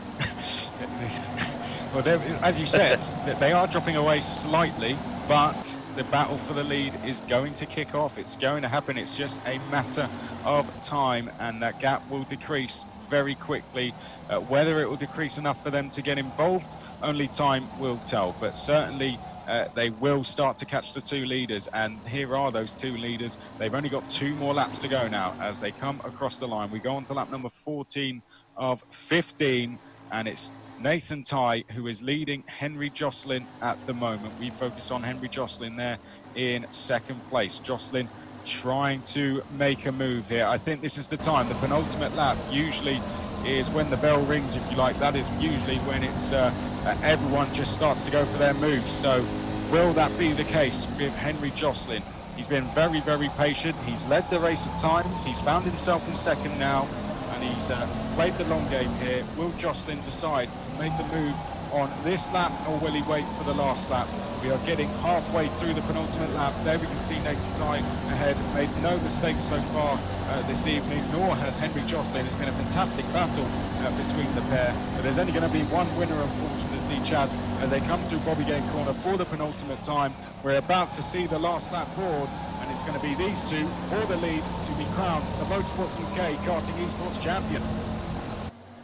Yeah, one more lap to decide it then. Will Henry Josselin put the move on Nathan Tighe? He's been very patient at the moment. Either that or he's been pushing for his life and couldn't quite do it. But he's closing up to the back of him now. They go under the bridge for the final time into the long left. Henry's going to hang it out wide. He goes down the inside, gives him a bit of a tap. I don't think it was too much of a hit, though, because he was already stuck to the back of him. Henry Josselin goes through into the race lead. They turn left over the bridge. They're going to flick it to the right very quickly. Takes quite a bit of curb. Nathan Tighe doesn't look like he's got anything in the tank here at the moment, Chris. Henry moves over to the right to defend. Do you think he's going to hold on to it going into the second half of the lap? Here we go then, Henry Josselin leading the way at the moment ahead of Nathan Tighe. Josselin's going to have to go defensive. Tighe looking to the outside, sells the dummy, goes down the inside and ties through. Brilliant move there from Nathan Tighe to retake the lead away from Josselin. We now go back on board with Josselin. Half a lap to go. Can Henry find a way back past? It was a brilliant move that from Nathan Tighe. Caught Josselin out, caught many of us out as well. And that could be the race-winning move from Nathan Tighe, but it isn't over yet. Henry Josselin is going to potentially have a final opportunity if he can get a good run out of the final corner. It's going to be a drag race to the line out of the final corner. Who's going to make it to the line first? Nathan Tighe just about holding on, and Nathan Tighe takes the win and is crowned the Motorsport UK Karting Esports Under 12 champion. A fantastic move on the final lap to do it. Henry Josselin put in a fantastic performance as well, but just missed out by a couple of tenths. Hadi Mamasi rounds out the podium in third. Chaz, what a fantastic end to the race. Yeah, that was a really, really good move at the end of the day. I know a lot of people may disagree with the fact that there was contact, but Nathan Tighe sold in the dummy, as you say, went down the inside again, and I just don't think that Henry was prepared for it, to be honest. He turned in the corner as if Nathan wasn't there, because I didn't think that he was expecting him to do it, but there's some guys weaving across the line there as they finish. But Nathan Tighe, what a great move down the inside to take the win, and you know, it's those sort of absolutely balls to the wall maneuvers that we need to see, and that's what makes it so exciting, this sort of racing. And of course it wins him the championship. So Nathan Tighe is your Motorsport UK Under 12s Karting Esports champion, and very deserving indeed. A very, very controlled race from the pair of them. Great battle to watch, and I mean, all the way up and down the field. We may not have covered every single battle in the fight, but there was so much going on track. If you looked at the timing screen on the left-hand side, you would have seen so many karts were so close together. It's awesome to see. Really enjoyed that.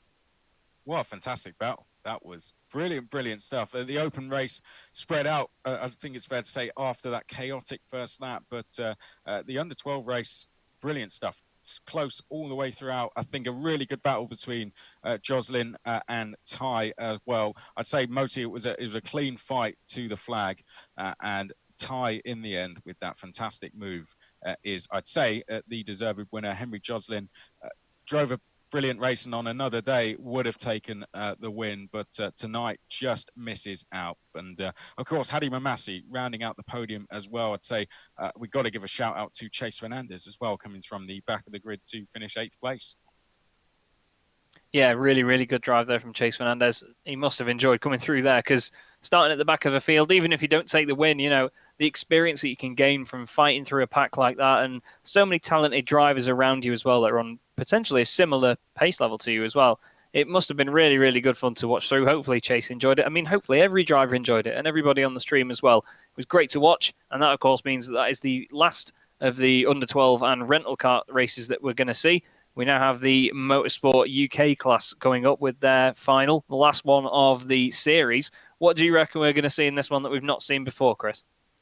Well, it's going to be fantastic. I'll tell you what, we're going to build up to that in just a second. So I will answer that question after this very short break, because we haven't been able to do this series without the help of some sponsors. One of those being Fusion and Synergy, of course. Fusion, fantastic career. What's going on? What's going on over there? I don't know. My lights just flicked on in the room. I really don't have a clue what's going on there. I've got some sort of poltergeist or something going on. Honestly, that's scared the life out of me. I'm glad. Hang on, we're getting a word from the producer. He's probably telling me shut up. Right, let's take a break, and we'll be back in just a second.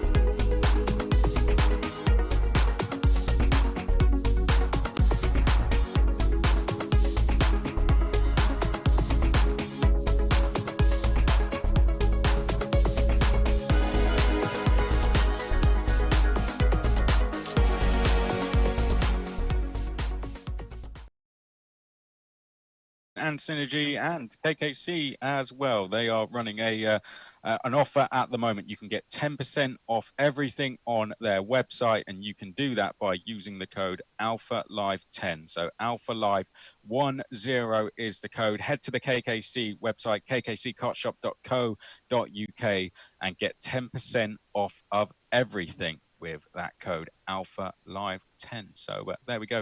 Thanks to them. Thanks to our Fusion and Synergy as well. Fusion, the team who have worked with who've won championships with 3 drivers who have gone on to become Red Bull juniors in Dan Ticktum, Johnny Edgar, and Harry Thompson. So a very successful team they are, and we thanks for their support, and to Synergy as well. Well, Chaz, you did ask me about the Motorsport UK class. I guess it's worth us having a little bit of a build up to that. The 3 drivers that won the semi-finals earlier this week were Joe Fowler, who is a British champion in TKM Extreme, Marcus Littlewood as well, who had a podium finish at Kart Masters, which of course takes place at PF International in 2017, and then Ted Bradbury, who's only 13 years old. He's a 2-time Miami Cadet champion at MBKC, and that is the last 2 years as well. So there we go. There are 3 drivers who have won the semi-finals. I'm sure very shortly we're going to see the grid, but what are you expecting for this one, Chaz? This is the class where you have to have a Motorsport UK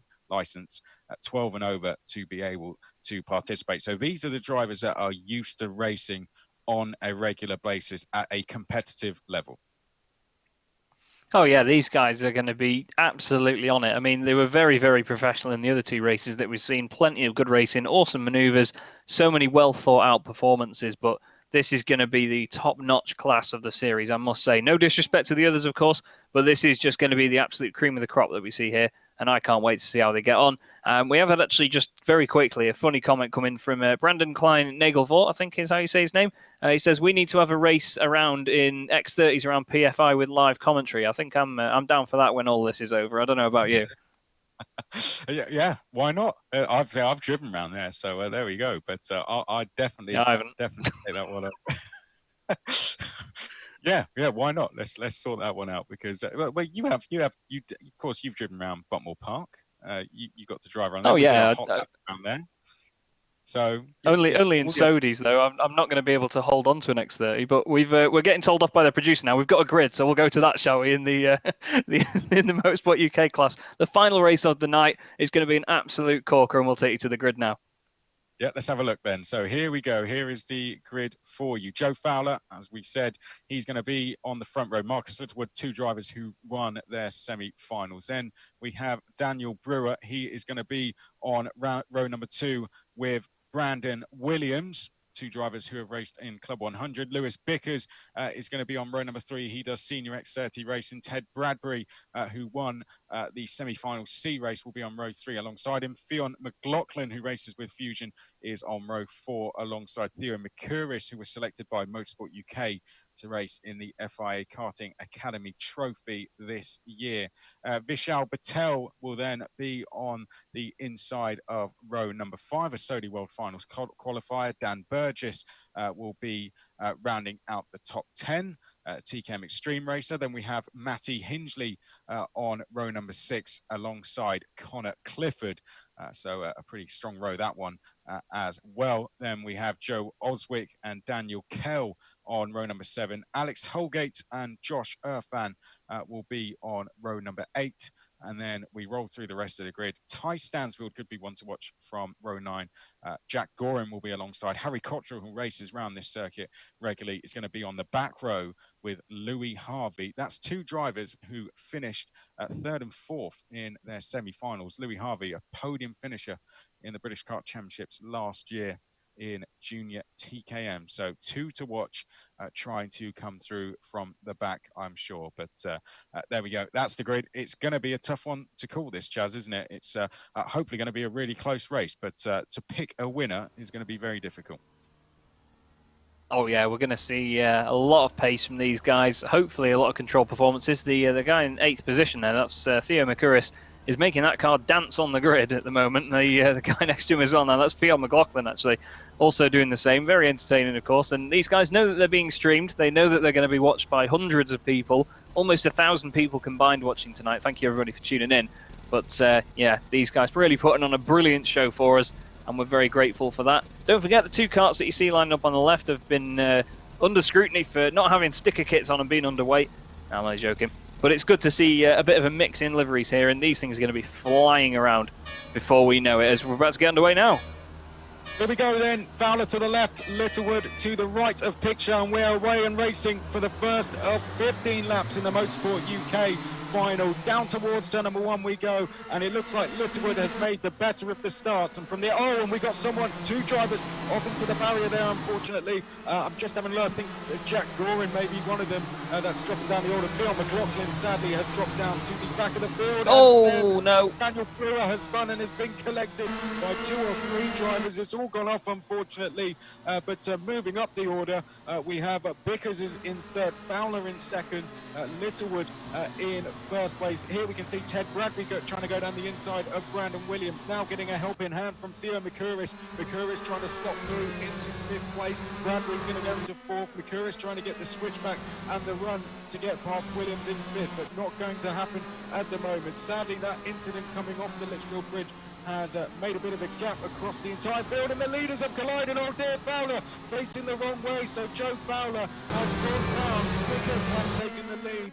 Littlewood was delayed in that as well. There you can see Ted Bradbury now taking the 2nd place away from Littlewood, but a chaotic first lap. We didn't see what happened between the top 3 there, Chaz, but they've come together, and Vickers has now stolen a comfortable lead in this final.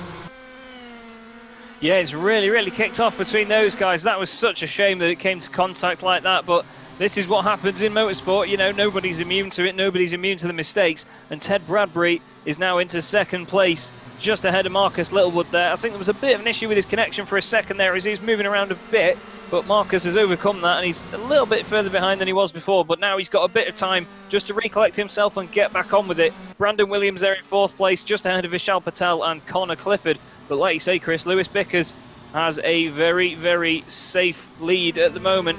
1.9 seconds over Ted Bradbury in 2nd. But Ted, look at him using all of the track there, absolutely flinging that X30 around and back into the 1st section. Again, we're already on lap 3. We're 5th of the way through the race. It's amazing how these fly by.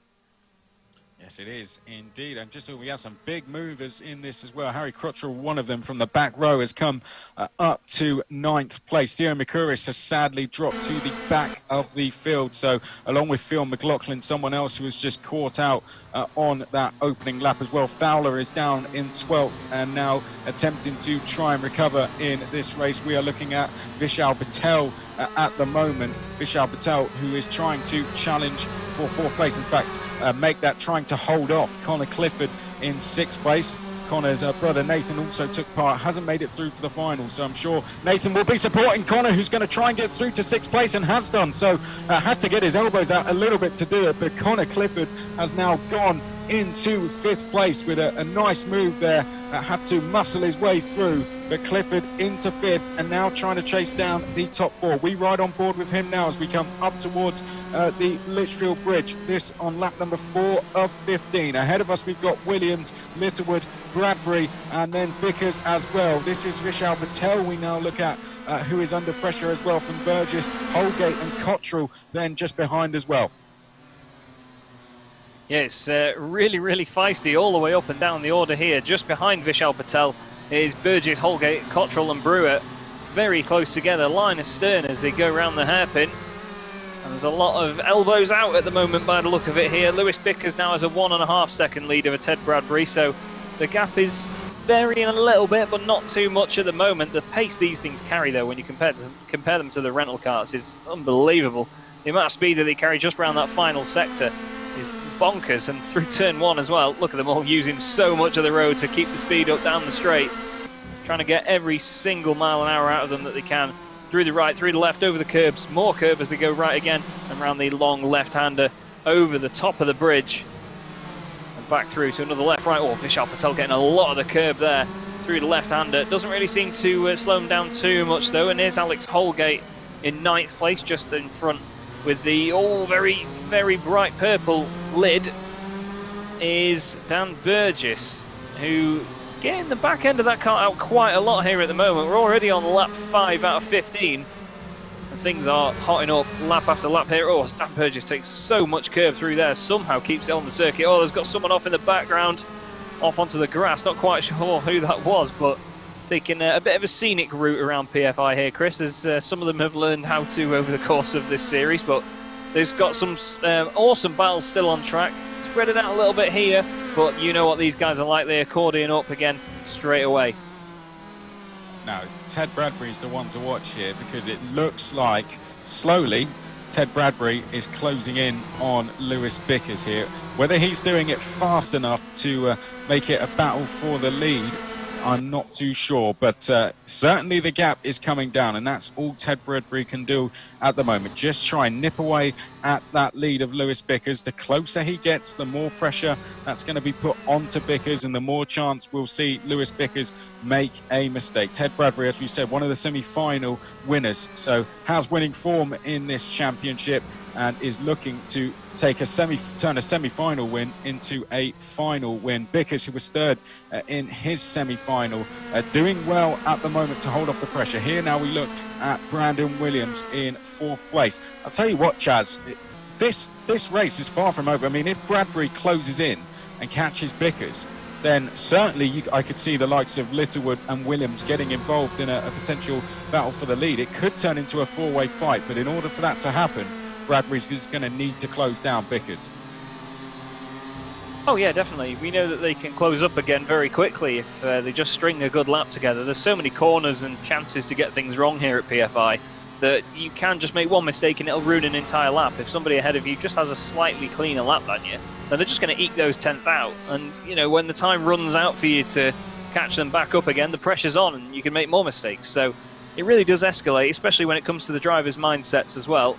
Looking at Brandon Williams here, hopping around all over the curbs, using every little inch of road to try and catch up to Marcus Littlewood. And he's not really losing too much time from it, so you've got to think that he must be that quick around these corners anyway, that, you know, the little hop over the curb might not lose him enough time. So he's sort of balancing it out at the moment. Fingers crossed they will concertina together again, and we'll see a good fight. But Ted Bradbury is going to be watching Lewis Bickers in front and hoping that he can catch back up. 1.8 and 1.6 seconds I'm seeing on the timing screen. It even flicks to 1.5 there, using every bit of the track and more for Marcus Littlewood there. You can just see Marcus just going around the hairpin behind him. He's only about 0.8 of a second off the back of him now, so this should be very, very much fun if they close back up together. I think Bickers definitely responded on that last lap. It looked like the gap just went out again, and Bickers just edging a little bit further away from Bradbury. So a good response that from Lewis Bickers as we go into the second half of the race. Lap number 9 now of 15. We are on. Send in your comments, guys. Let us know what you're thinking of the racing. This is the Motorsport UK final. And now we go back to Joe Fowler. Joe Fowler, who started on the front row of the grid. And he, of course, found himself facing the wrong way at the end of the opening lap with an incident coming into the left-hander at the Mike Wilson complex, and unfortunately that dropped Joe Fowler well outside of the top 10. He's now trying to work his way back through. He's up into 10th place at the moment. You can see Daniel Brewer ahead of us, Burgess just ahead of that. So he's got a chance to maybe get 3 or so positions here, Joe Fowler. But, oh, there we go. Well, there's one straight away, so easy as you like. Well, a mistake there ahead sees Fowler go up into 9th place. But this is not where we would have expected to see Joe Fowler. A shame for him to get involved in an incident, but nevertheless, let's see what he can do. Yeah, it's very close to that pit wall there. I thought they were just going to clip that on the way through. And it really made me jump almost there. But, you know, these guys are trying everything they can at the moment. And sometimes they can push a little bit too hard, as we've seen Dan Burgess here on the back of Vishal Patel. But every single corner here, Chris, you just see some of them run one way and then the other. And they either eke out a bit of a gap or lose a bit of momentum, and the cart behind can close right on them. Yes, that's it, isn't it? It's that's kart racing for you. Things can change very, very quickly.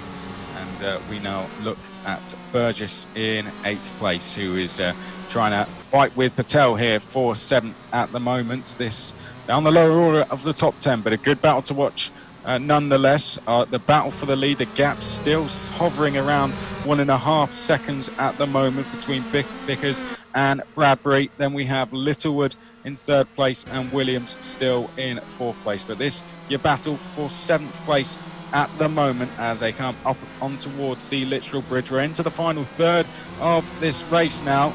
It's definitely getting a little bit closer out front, isn't it? As we say that, it's getting down towards 1.1 seconds or so between our 2 race leaders. As just getting a little bit out of shape there was Burgess, almost ran into the back of Patel. But we're going to switch back now to Marcus Littlewood in 3rd place, under pressure from Brandon Williams here. But these two, even if they get near each other, you'd have to say they should try and play the long game here, because if the 2 leaders happen to start fighting with each other, they may be able to come into play. But Brandon Williams, try telling him that when he catches, or if he catches Marcus Littlewood, you can guarantee he's going to go for the move straight away. Oh yeah, definitely. There's no second chances. You don't, at this point in the race, you don't really hold off and think, oh, I've got a couple of laps to the end, old chap, I'm just going to hang behind you and work together. There's no point here. You've just really got to go for it, send it everywhere you can, try each move every single lap. But get your words out, Chaz. A bit wide there from Marcus Littlewood, just over the grass. Didn't seem to slow him down too much, but I'll tell you what, Brandon Williams getting into his head a little bit now by looking at it. You can see him lifting the left rear wheel off the ground there as they go into the hairpin, really chucking it in. But as we get further and further into this, the gap slowly coming down to Ted Bradbury here, Chris, but I think Lewis Bickers is going to be the one that's going to take it with only a handful of laps left. But you may see a mistake. Wow, Littlewood very sideways there. That gives Brandon Williams the chance to close up again, maybe get a little bit of slipstream down the straight, but we've not seen it be too strong here tonight, so whether that determines it or not, we'll have to see. Yes, we will. Well, like you said, the battle for the lead, Bickers, you'd say with a gap like that, with the amount of time left, as you said, that should be enough, but the pressure's definitely going to rise as the laps count down as we get on to the final couple of laps, particularly going into the final lap. Bickers, the pressure could get to him a little bit, but let's see. He finished 3rd in the Kim Bolton Championship last year, so a good senior X30 racer. Had some good results this year as well, so he does know what he's doing, and has won races before, has the experience of driving out front, and that could be helping him here as he leads the final of the Motorsport UK class. Ted Bradbury trying to desperately close in behind, but we only have 2 more corners to go. If Bickers doesn't make any mistakes, he should have enough to hold on. But here we go, in towards turn number 1 for the penultimate time. Bradbury in second, Littlewood third, Williams fourth, Clifford rounding out the top 5. Then it is Irfan Patel. Fowler is now up into 8th place ahead of Dan Burgess. Alex Holgate currently rounding out the top 10. Down towards the first hairpin we go for the penultimate time. Around a second is the lead for Lewis Bickers. You can see it to the left of your screen. It is instantly updating, so as Bickers gets on the brakes, you will see it momentarily come down and then back up again. But I'd say Bradbury seems to just be, as the laps tick down, Chaz, we say the pressure's going to get to Bickers, but it's going to force Bradbury to try and take more risks. And with that, you risk the chance of making some mistakes as well. Yeah, well, that's it. Like I was saying before, if you push a bit too hard trying to get past somebody, or even if you're just trying to open up a gap, you do take that risk that you are going to make a mistake, and especially when you're getting as close to the pit wall as these guys are. Ted Bradbury lost a tiny bit of time out of there now, but as Lewis Bickers goes on to the final lap, it's looking like quite an untouchable performance from him. That's the commentator's curse if I've ever known one. Ted Bradbury's got within a second of him, though, and as they come onto the straight, it is looking like a very straightforward drive, but it's a shame we saw the incident early on, but like I said, it's just the case of it being part of motorsport, unfortunately, Chris, isn't it? Yep, these things happen, but Lewis Bickers was handed a lead and he's taken advantage of it. He's not made any mistakes since then. He got that lead because he did a good job in qualifying, of course, and he's here because he put in good performances in hot laps and indeed the semi-finals as well, where he finished third. It's not been a straightforward task. He's had 2 weeks of racing to get here now, but Lewis Bickers has 2 more corners to go. Out of the final corner, the Motorsport UK Karting Esports champion is Lewis Bickers as he comes across the line. He takes the race win ahead of Ted Bradbury. And finishing in 3rd place, it is Brandon Williams. Marcus Littlewood is 4th. Then it's Clifford, Irfan, Patel, Fowler, Burgess, Holgate, Cottrell, Goring. Then behind that, we had Harvey, McCurris, McLaughlin, Hingley, and then our non-finishers, which included the likes of Brewer and Stansfield. But a brilliant performance that from Lewis Bickers. Did well in qualifying. There was that incident which he managed to get through unscathed. He got a lead with it, and since then he has not made one single mistake, and he is the deserved winner in the Motorsport UK class. Yeah, very, very... Oh, someone really chucking it off there at the end for the entertainment purposes, but an awesome race to round out the... Sorry, go on. No, nothing. I was just going to say, it was a great way to round out the championship. An awesome race at the end. So much fast-paced action. A lot of overtakes, a lot of battles. Unfortunately, a couple of incidents, but as I said, a lot of times, it's part of racing. It happens no matter what. It happens at the top end of the scale, and it happens at the bottom end of the scale as well. It's something you can't avoid. But I really enjoyed watching all this with you, Chris. It's been great to commentate on, and I'm sure and I hope that everyone racing has enjoyed it as well, and everybody watching the stream too. It's been a really, really good event and a great series. Yep, we said at the start of the show on Monday, before the first night of semi-finals, you've done a lot of commentating in esports, a bit of karting along with it, but how have you compared this to the esports that you've commentated on over the years? It's a lot more frantic, I tell you that. There's so many changes for position, so many manoeuvres in such a short space of time as well. A 15-lap race in these X30 karts flies by, and there's a move at every single corner. I mean, I've commentated on anything from TCR to GT and endurance racing, and where things are a little bit more slow-paced than this, and it's just absolutely bonkers how much commitment a lot of these guys have to the moves, how quickly they all think of it as well. I mean, we've seen so many manoeuvres tonight, like we saw Henry Joslin as well before. He just had a kart move slightly offline to the left, and he just chucks it down the inside and goes through, takes the lead as if it's nothing, and it's just amazing to see. There's so much talent involved in karting, even on a sim racing level as well. And that's, of course, why it does still prove today to be the main feeder through into real-life motorsport. It's great. I think, we had that close race in the under-12s, open race, a bit of a frantic start. I'd say likewise in this with the Motorsport UK race, but we had a driver that took advantage of a situation and went on then to become a deserved winner. So I'd say across the board, we had a nice mixture of races. Yeah, that's it. I mean, you've got to take these chances to become a champion. I think the famous phrase from Michael Jordan is you miss 100% of the shots you don't take. And it's very true. If you don't go for it, you never know whether you're going to have made it or not. So you've got to take that chance, put it down the inside. And we saw that from Nathan Tye as well before. You know, he tried to sell his competitor the dummy, put it up the inside. Yeah, there was a bit of contact, but I think he just caught him off guard completely. And that then, in turn, won in the championship. And he has now been crowned the champion. So it goes to show that, you know, you've got to have these gutsy manoeuvres. And it's great to see that these guys took that on board. I mean, these guys race a lot. They know what they're doing anyway. And they certainly showed that tonight. Yeah, well, I think more than anything, hopefully they've enjoyed themselves, because that's been the main reason for it. It's been a championship that was put together in a short space of time to get everyone back racing again competitively. And I think more than anything, Chaz, I hope everyone's enjoyed it. I think it's easy to lose sight of an event like this. You know, it is giving people that racing back whilst we're in isolation, but at a competitive level. Yeah, that's it. I mean, at the end of the day, we've got a very tough time going on at the moment with the COVID-19 outbreak. Everybody has been limited in terms of what they can do. We can't get out there and do real world motorsport, which is a humongous shame. But, you know, everything that we are doing is for the best. And of course, as we said before, thank you to the NHS for everything they do and the help and support they've given everybody, and the fact they just keep on doing it as well. And that's what we all need to do. We all need to band together, keep doing what we're doing. And as a unit and as an entire world, everyone will come out of this on the good side. Of course, people are still being affected by it, and we do hope that they do recover and have the sort of easiest experience from it that they can. But, you know, from the motorsport side of things, this is the world that we're in now. We have to deal with it, and we really hope that everyone has enjoyed this event that Alpha Live, Motorsport UK, and of course KartSim have put together with these sponsors of Fusion Synergy as well. Before we wrap it and Motorsport up, then... Games. I got that in the air.